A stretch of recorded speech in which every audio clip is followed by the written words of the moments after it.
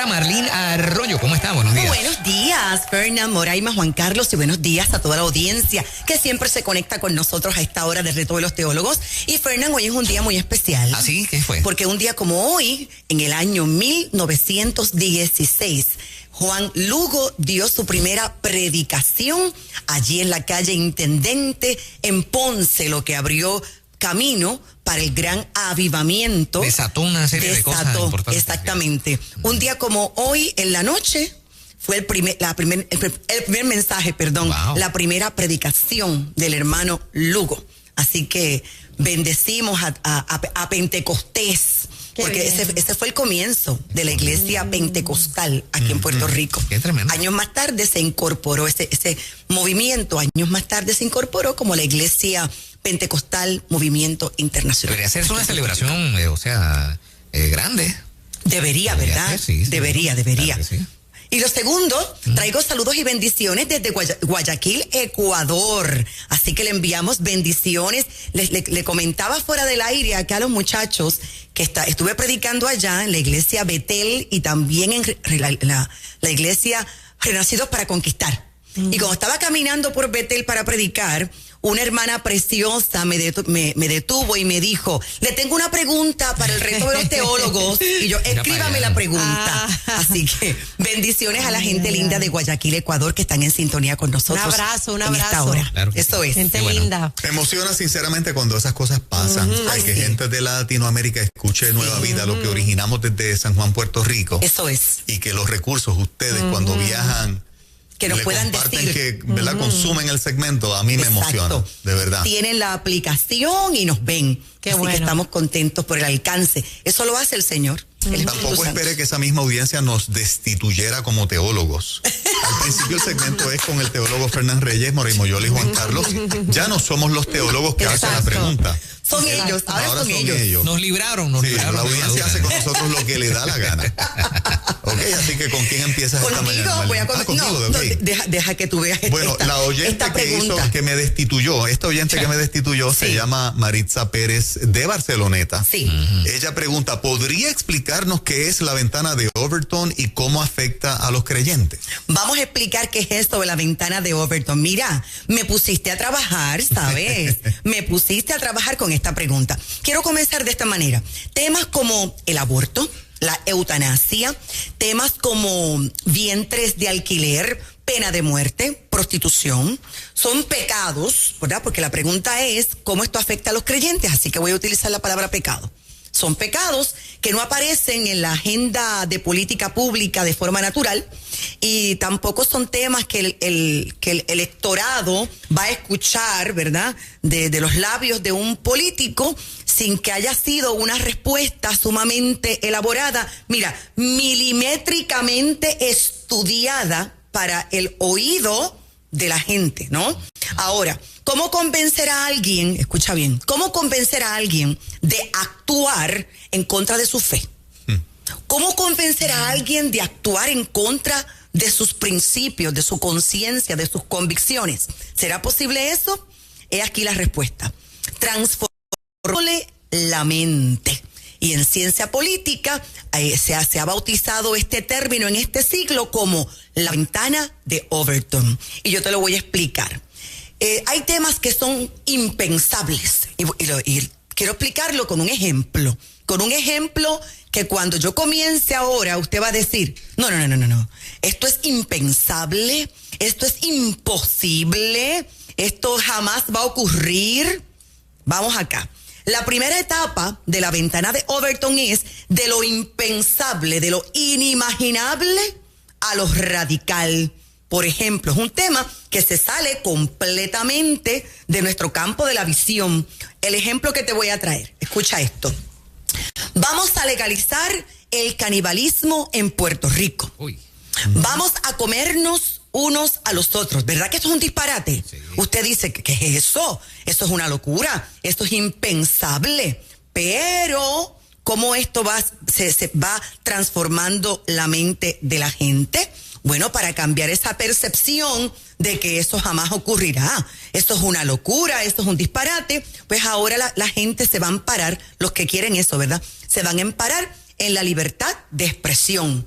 Ahora van a trasladar el tema a una esfera científica, porque pues, en la ciencia pues no hay temas tabú. Ahora son cosas que tenemos que estudiar, son cosas que tenemos que descubrir, etcétera. Por ejemplo, se hace una conferencia de prensa donde se hagan estudios, la historia venga, un ejemplo, historia de los rituales exóticos de las tribus africanas y discutir la historia del tema del estudio. Y simultáneamente, pues hay que crear algún grupo extremo que defienda a los caníbales. Y al principio todo el mundo se va a reír, pero el tema se abrió. Y el tema se hizo famoso. Y ese es el primer paso de lo inimaginable, de lo impensable a lo radical. O sea, que lo que de momento era un disparate, empieza la gente... Es tema de conversación. Sí, así empezó la carrera de Alexandra Lúgaro. Ajá. Recuerden la entrevista con Rubén Sánchez, donde ella decía, Puerto Rico va a vender la mejor marihuana del planeta. Exacto. Y fue motivo de vacilón. La gente se reía. Eso fue lo primero que Alexandra Lúgaro hizo. Que iba a pensar que íbamos a formar un movimiento político que ha tenido 250,000 votos y que en Puerto Rico ya hay cannabis casi recreacional. Y no tuvo que ganar. Exacto. En cuestión de 5 años. Y no tuvo que ganar. No tuvo ni que ganar. Con esa expresión nada más con eso se había ganado ya un montón de jóvenes. Exactamente. Los jóvenes comenzaron a seguirla. Exactamente. Lo que al principio fue inimaginable. Sí. Correcto. Impensable. De hecho, fue algo ahora radical, tema de conversación. Sí. En la ventana de Overton, vamos al segundo paso.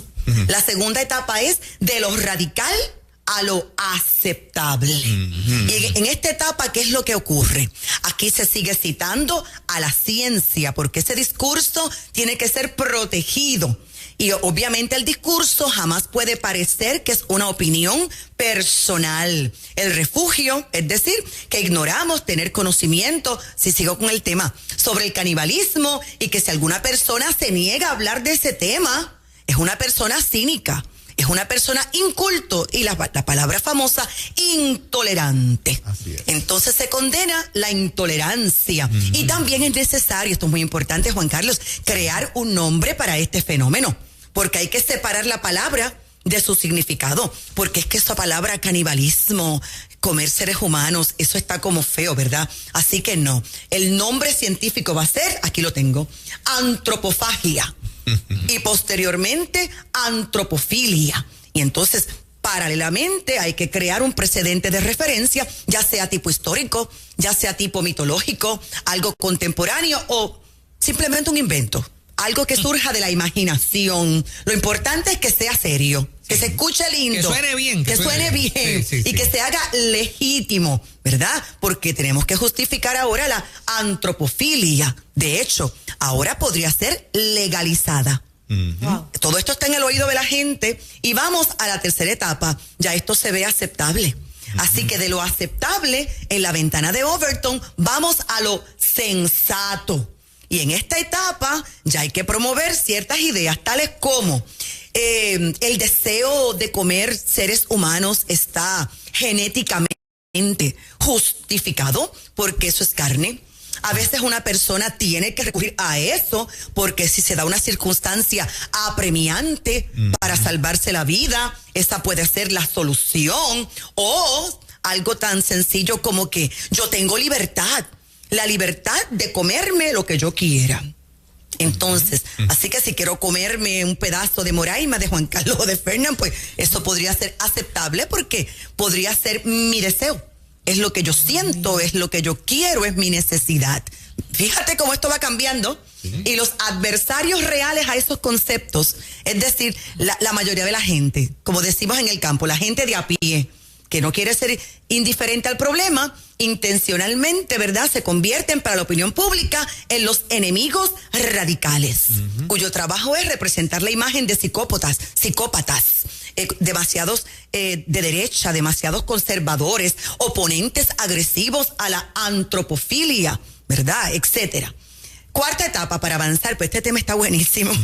Sí. De lo sensato, ahora pasa a lo popular, a lo común. Y aquí entran los medios masivos de comunicación, con la ayuda de artistas, con la ayuda de periodistas, con la ayuda de rostros conocidos, con la ayuda de políticos, y obviamente pues aquí hay mucho dinero envuelto, ¿verdad? Que se suben al carro de la prosperidad, del progreso, y ahora comienzan a hablar tranquilamente de la antropofilia. Ya la palabra canibalismo se acabó.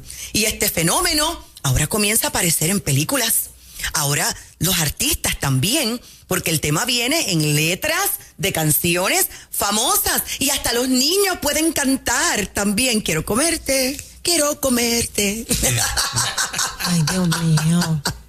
Hay videos, redes sociales, todo esto entra, porque esto es parte, ¿no? De hecho, si hablamos de este tema de canibalismo, también podemos ir a la película. ¿Recuerdan aquella película? Yo la vi, el vuelo 571 de la Fuerza Aérea Uruguaya, sí, que claro, se estrelló y que para sobrevivir se comieron unos a otros. Y se puede justificar ahora a los partidarios de la legalización de este fenómeno, porque ahora esto se convierte en humanización. Y la quinta etapa de lo popular ahora pasa a lo político. Y ahora pues alguien tiene que legislar. Exactamente. Alguien va a legislar para legalizar lo que ya es un tema común en la mente de la sociedad, este fenómeno novedoso. Y siempre hay un loco en la política que dice, vamos a ver. Claro.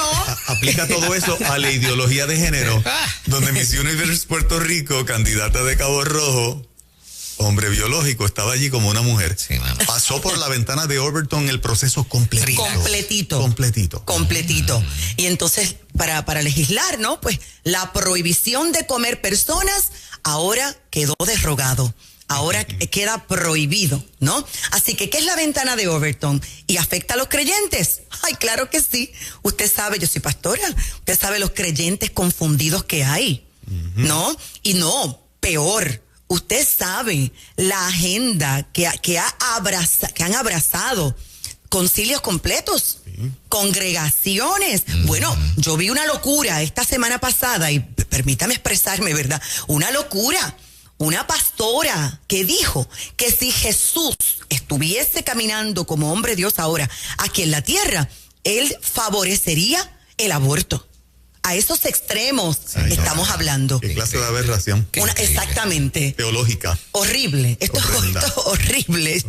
Entonces, no conoce a Dios, de hecho. De hecho, no sabe quién es Jesús. Sí. ¿Y cómo yo me enteré? Porque los medios de comunicación le dan apertura a este tipo de personas y a este tipo de entrevista, ¿no? Ahora bien, para terminar con la ventana de Overton, me extendí un poquito, pero el tema está interesante.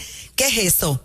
Es una serie de pasos para cambiar la mentalidad de la gente, pero esto es intencional y tiene objetivo.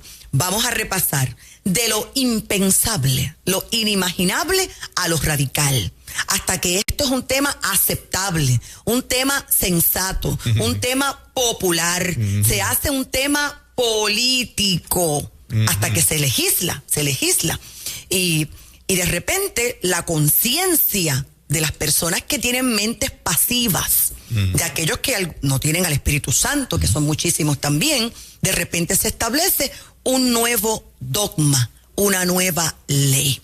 Así que esa es la ventana de Overton. Oiga, inhalamos y exhalamos. Me gustaría aprovechar que Juan lo mencionó. Escuchen esto, porque esto está en la historia de Puerto Rico cuando era impensable, precisamente. Igual que la gente lo pueda refrescar. Vamos a Puerto Rico como el mejor destino para casarse, un destino con las mejores playas del mundo, los mejores bosques, bahías bioluminiscentes, cuevas, cavernas, la mejor música del planeta, la gente más chévere, una comunidad bilingüe, donde usted puede beber la mejor cerveza, el mejor ron local, la mejor marihuana local, disfrutando del atardecer más hermoso del planeta. Y si quieren lo pueden grabar, y le aseguro que mañana los aviones se llenan de turistas que quieran venir a este paraíso donde tuvimos la dicha de nacer. Vamos a Ahí está. De lo impensable, ya casi esto está al otro lado. Ya estamos en la etapa política. Están los dispensarios ahí a todo lo que dan. Marlene, nada más impensable que puedes tener un hombre con vagina. Ay, Dios mío.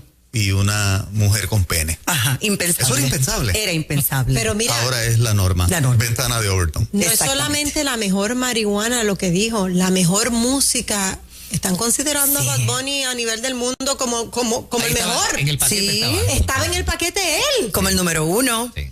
Y escucha la lírica. Ajá. Porque es que es imposible no escuchar la lírica, porque hasta en las tiendas, en los automóviles, en cualquier lado, tú escuchas eso. Donde quiera. Pornografía auditiva. Sí. En los oídos A mí el de que me nuestros embarata, niños. todo eso ha sido horrendo. Pero el paso que sigue aceleradamente es pedofilia. Sí. Y eso está ya usándose el concepto de la ventana de Overton, porque es el derecho de amar a los niños. Con otro nombre, ¿cuál es el nombre que le ponen? El derecho de amar a los niños. Exacto. Ese El es el derecho dogma. de amar a los niños. Así se llama. Increíble. Exacto. Y es pura Impresionante. pedofilia. Impresionante. No, es una cosa Asqueante. diabólica. Exacto. asqueante. Y por eso esta pregunta es muy pertinente, ¿no? Porque fíjate que ella dice, ¿esto afectará a los creyentes? La respuesta es que sí. Totalmente. Lamentablemente sí. Tremendo tema. Vamos con la otra pregunta. ¿Cuál es? Contigo, con ¿Verdad? Fernan. Está fuerte. Está fuerte. No, esto está hoy. fuerte. Sí. Está Como fuerte. que empezó Pentecostés. Porque este es un pastor anónimo, que llama en anónimo, y Sí, dice, sí. como pastor de la Iglesia de Jesucristo me encuentro con un serio obstáculo en el ejercicio de mi tarea pastoral. Dice él, personas que me dicen que yo no las puedo juzgar. Entonces, ¿cómo corregir pecados en la congregación cuando se defienden con el versículo de Mateo 7:1, no juzguéis para que no seáis juzgados? Buena pregunta. Bendecido pastor, y verdad, como le prometí, pues en anonimato. Vamos a responder. Inhalamos y exhalamos. Esto es muy común. A mí tú no me puedes juzgar. Eso es juzgar, pero vamos a ver el contexto completo de Mateo, capítulo 7, versículo 1, que efectivamente fue Jesús quien hizo esta declaración: no juzguéis para que no seáis juzgados. Muchas personas utilizan este pedacito, esta porción de las Sagradas Escrituras, en un intento de silenciar a sus críticos, interpretando que Jesús quería decir: usted no tiene el derecho de decirme a mí que yo estoy equivocado. Entonces, tomado de forma aislada el mandato de Jesús, no juzguéis, bueno, da la impresión que Jesús está diciendo: no hagas ninguna crítica, no hagas ninguna corrección, señalamiento, evaluación negativa, aunque la persona esté incorrecta. Sin embargo, hay mucho más después de estas palabritas de Jesús. El mandamiento bíblico de que no juzguemos a los demás no significa que no tengamos discernimiento para entender lo que está correcto, lo que está incorrecto, lo que es blanco, lo que es negro. No mucho después, escucha lo que Jesús dijo. Dice: no deis lo santo a los perros, ni echéis vuestras perlas delante de los cerdos. Allí mismito, en Mateo capítulo 7, le acabo de leerte el 6, poco después en el mismo sermón dice: guardaos de los falsos profetas. Versículos 15 y 16, por sus frutos los conoceréis. Entonces, ¿cómo yo voy a discernir quién es un perro, quién es un cerdo y quién es un falso profeta, si yo no tengo la capacidad de emitir un juicio sobre sus hechos, su conducta, su fe, su doctrina? Así que Jesús sí me da permiso a mí para yo distinguir entre el bien y el mal. Vamos acá. Cualquier cosa, por ejemplo, que contradiga la verdad, pues es mentira. Pero desde luego, si yo digo mentiroso, pues eso es juzgar. Yo decir que el adulterio o el asesinato es pecado es igualmente juzgar. Pero si yo lo digo, yo estoy de acuerdo con Dios y con su palabra. Así que cuando Jesús habló de no juzgar a los demás, eso no quiere decir que un pastor no pueda identificar y señalar el pecado como lo que es, con base en la definición de pecado que dice la palabra del Señor. Imagínense entonces qué mecanismos vamos a tener nosotros para lidiar en contra del pecado. Mire, la palabra del Señor tiene un libro que se llama Jueces. Y ese libro que se llama Jueces incluye a los jueces del Antiguo Testamento. ¿Y sabes quién colocó jueces para juzgar a su pueblo? Dios mismo. Jueces capítulo 2, versículo 18. Ahora, el moderno sistema judicial, el contemporáneo, aquí en la tierra, tenemos jueces también. Eso es una parte importante de la sociedad. Así que cuando dice, no juzguéis, Jesús no está diciendo, quédate callado, que todo se permite aquí, bajo ninguna circunstancia. En otro pasaje, Jesús ordena juzgar. dice, no juzguéis según las apariencias, sino juzgad con justo juicio. Aparece en Juan 7:24. Entonces aquí tenemos una pista del corazón de Jesús, lo que él está diciendo. Y lo que Jesús está diciendo es que yo tengo que juzgar correctamente. Y voy terminando. Por ejemplo, el juicio superficial. El yo juzgar a alguien simplemente por lo que parece, pues eso no está bien. Eso es injusto. Juan 7:24. ¿Por qué es injusto? Porque es absurdo sacar conclusiones sin investigar los hechos. Lea de asignación, Proverbios 18:13. Otro ejemplo. El juicio hipócrita es malo. El juicio severo, implacable, sin la palabra del Señor, es malo.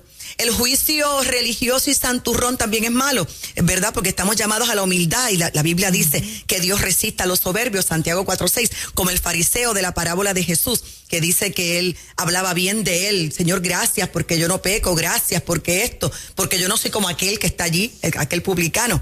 El juicio falso también es malo. Sin embargo, la Biblia dice que tenemos que juzgar, tenemos que discernir.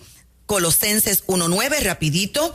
Primera de Tesalonicenses 5:21. Tenemos que predicar, distinguido pastor. Tenemos que predicar todo el consejo de Dios. Y parte del consejo de Dios es la enseñanza de la Biblia en contra del pecado. Gálatas 6:1 dice que tenemos que enfrentar con amor y mansedumbre, pero enfrentar a los hermanos o hermanas que se han desviado de la fe. Y finalmente, Mateo 18:15 y Efesios 4:11 dice que debemos practicar la disciplina en la iglesia y decir la verdad. En amor, pero hay que decir la verdad. Así que todos esos versos usted se los puede recitar con mucho amor a la congregación y siga haciendo su trabajo.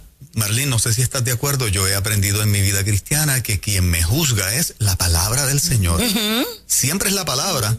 Cuando pastor en su proceso de corrección viene a atender un comportamiento mío, no me está juzgando. Me está corrigiendo porque quien me juzga es la palabra. Por ejemplo, Juan Carlos, encontramos que estás mintiendo demasiado. En esta y esta instancia te cogimos mentiroso. Me estás citando la Biblia que yo no puedo mentir. Si estoy en una relación extramarital, quien me juzga como adúltero no es el pastor. Sí. Él no definió adulterio. No es una idea del pastor el adulterio. Exacto. Es de la palabra. Él viene a corregirme, a decir, Juan Carlos, tú no puedes seguir en ese comportamiento porque la Biblia dice, siquiera, que los adúlteros heredarán el reino de los cielos. Ajá. O sea, si tú amas tu salvación, deja Exacto. eso, papá. Exacto. El pastor no me está juzgando, es la palabra la que me está juzgando, es Dios quien lo está haciendo para bendecirme como un beneficio. Exacto. Así que por amor. Así que esta cosa de que no me corrija, no me digas nada porque me estás juzgando, eso es alguien que no conoce la escritura. Es una persona que ignora totalmente las escrituras. Yo he escuchado a algunos, Juan Carlos, acá entre tú y yo, ¿verdad? En secreto. Yo he escuchado a algunos que dicen, a los adúlteros los juzgará Dios. Y utilizan ese verso, no me juzgues en esa área de mi vida porque solo Dios me puede juzgar. Yo he vivido eso. Es horrible, es horrible. Wow. Pero sí podemos juzgar, claro que sí. Para eso estamos. De hecho, una majilla. El apóstol Pablo en un momento determinado dice que si nosotros no podemos juzgar situaciones aquí terrenales, ¿cómo entonces vamos a cualificar para juzgar asuntos celestiales? Señores, intenso el reto de Vamos a continuar. Se quedó una. La de Moraima. La pregunta de Moraima. Vamos allá. Dice así, Marlene, cuando un niño fallece, ¿a qué edad debe haber aceptado a Jesús para ir al cielo? Muy bien, vamos a explicar ¿Le esto. envía un jovencito? ¿Le envía esta un joven o quién? Es una señora. Una señora, ok. Sí, y me da la impresión que perdió a su hijo. Y esa preocupación como que la Sale de ahí. tiene, Sí, cargadita, sí. cargadita con eso. Ok. Pero vamos a responderla detalladamente para traer paz. Hay un concepto conocido como la edad de la conciencia. Y ese concepto conocido como la edad de la conciencia lo que dice es que los niños no son responsables o no son considerados responsables delante de Dios por sus pecados hasta que alcanzan determinada edad. La edad en que ellos pueden discernir entre lo que es correcto, lo que es incorrecto, lo que es pecado y lo que no lo es. Si nosotros nos vamos a evaluar por los judíos, Bueno, pues para los judíos, los 13 años de edad pueden ser la edad de la conciencia, porque ellos entienden que ya a esa edad, pues ya la persona es adulto. Pero si vamos a los estudios del gran teólogo Spurgeon, él dice que ya a los 5 años de edad un niño tiene conciencia. Ahora, 2 cositas importantes. La primera, aquí todos somos pecadores. Comencemos por allí. Cada persona, sea infante, sea un adulto, somos culpables delante de Dios. Todos hemos ofendido de alguna manera la santidad de Dios. Y la única manera en que Dios puede ser justo y nos declara justos a nosotros es a través de Jesucristo. Juan 14:6 dice, Jesucristo es el único camino, yo soy el camino, la verdad y la vida, nadie viene al Padre sino por mí. También en Hechos de los Apóstoles encontramos otra cita que lee, dicha por el apóstol Pedro, y en ningún otro hay salvación, porque no hay otro nombre bajo el cielo dado a los hombres en que podamos ser salvos. Y la salvación es una elección personal. Pero cuando hablamos de un bebé, hablamos de un niño pequeño, pues entonces acudimos al amor, acudimos a la bondad, acudimos a la misericordia y a la justicia del Dios del cielo. Digo esto porque es que las Sagradas Escrituras, no hay un solo verso bíblico que nos diga, y a partir de esta edad ya un niño tiene conciencia, ya puede diferenciar. No, yo trabajo mucho con niños porque tenemos un colegio allá en Ponce, una iglesia escuela. Y yo te digo, hay niños de 5, de 6, de 7 años de edad que ya disciernen muy bien. Ya ellos saben lo que está correcto, saben lo que es pecado, saben lo que no. Ahora, repito, yo voy a ir a la misericordia del Señor, a un Dios que es santo, a un Dios que es amoroso, a un Dios que es justo, a un Dios que es compasivo, a un Dios que es misericordioso, que todo lo que Él hace es bueno, todo lo que Él hace es correcto, un Dios que ama a nuestros hijos, un Dios que ama a los niños, mucho más que lo que nosotros podemos amarlo. Y yo opino que una persona que es bebé, una persona que es niño, una persona que no tiene la capacidad de discernir, una persona con problemas mentales, por ejemplo, u otras limitaciones, yo creo que el Dios Todopoderoso, en su amor y misericordia, aplica la gracia y se encuentra salvación y vida eterna. Dios no es un Dios injusto. Él es un Dios justo, Él es un Dios fiel. Y termino con una historia de la Biblia, una historia que me gusta mucho. El rey David pecó en un momento determinado. Él cometió pecado de adulterio con una mujer llamada Betsabé. Y de allí salió un bebé. Y dice la Biblia que el bebé se enfermó.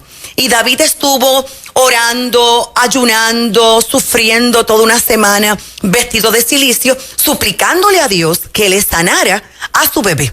De repente, el niño se murió, porque esa fue la sentencia del Padre Eterno. Se murió. Las palabras que dijo David y lo que él hizo nos dan mucha luz, porque David comió, terminó su ayuno. David se bañó, se perfumó, se vistió de gala, estaba adorando al Señor. Y la gente le preguntaba, pero no te entendemos, porque cuando tu bebé estaba enfermo, tú estabas en ayuno. Y ahora que tu bebé se murió, tú estás bien, tú estás como de fiesta. Y él escucha las palabras tan sabias que dijo el rey David. David dijo, porque yo nada puedo hacer para que el niño regrese a mí, pero algo sí yo puedo hacer para ir a donde el niño está. Y aquí David está diciendo algo importante. Sí, súper importante. Está diciendo, mi hijo es salvo. Mi hijo está en la presencia del Señor. Mi bebé está bien, no me tengo que preocupar. Más bien me voy a ocupar de mi salvación, de yo ir a encontrarme con Él una vez más. Excelente. Tremendo. Marlene, gracias por este tiempo. Gracias a ustedes. Por prepararte también cómo lo haces y darnos este banquete, ¿verdad? Estudiamos. Mira, me tienen estudiando. Sí. Y estamos esperando el libro. Sí, ya viene, ya casi viene por allí. El reto de los teólogos. Saben que estamos en Ponce. Allí pastoreamos en nuestra ciudad de avivamiento en Ponce. Estamos todos los domingos, 9:30 de la mañana. Y hoy miércoles allí estaré enseñando la palabra del Señor a las 7:30 de la noche. Nuestros jóvenes están los viernes a las 7 de la noche. Para más información, llámenos 787-644-2544. Tengo un evento importante. El verdadero amor espera. El 9 de septiembre, anote la fecha, sábado 9 de septiembre a las 9 de la mañana con el doctor Jesús Cruz Correa y su equipo de trabajo. Esto es un evento a favor de la pureza, a favor de la santidad, de la abstinencia, contra la fornicación, contra el aborto. No te lo puedes perder. Desde 12 años en adelante, y el adelante no tiene límite. 787-644-2544 y suscríbete a nuestro canal de YouTube, Marlín Arroyo, y sigue siendo edificado con enseñanzas de la palabra del Señor. Y bueno, gracias, pastora Marlín Arroyo. Gracias a ustedes.